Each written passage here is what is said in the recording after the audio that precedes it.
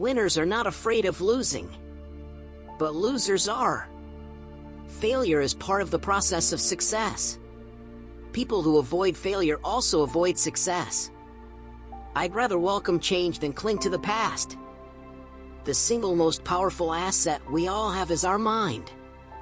If it is trained well, it can create enormous wealth in what seems to be an instant. If you realize that you're the problem, then you can change yourself, learn something, and grow wiser. Don't blame other people for your problems. Workers work hard enough to not be fired, and owners pay just enough so that workers won't quit. As I said, I wish I could say it was easy. It wasn't, but it wasn't hard either. But without a strong reason or purpose, anything in life is hard. There is a difference between being poor and being broke. Broke is temporary. Poor is eternal. Learn to use your emotions to think, not think with your emotions. Just know that it's fear that keeps most people working at a job. The fear of not paying their bills. The fear of being fired. The fear of not having enough money. The fear of starting over.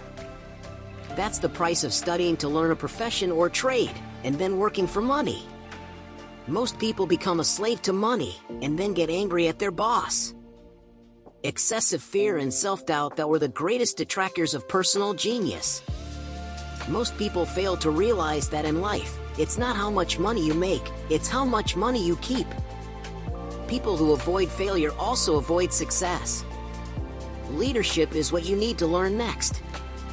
If fear is too strong, the genius is suppressed. The poor and the middle class work for money. The rich have money work for them. Going into our fear and confronting our greed, our weaknesses, our neediness is the way out.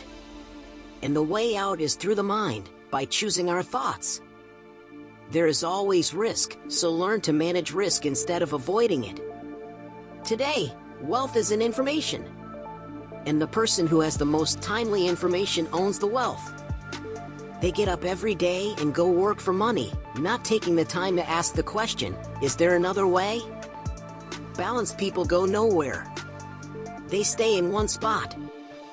We only memorize historical dates and names, not the lesson. We only memorize historical dates and names, not the lesson. In today's fast-changing world, it's not so much what you know anymore that counts, because often what you know is old. It is how fast you learn,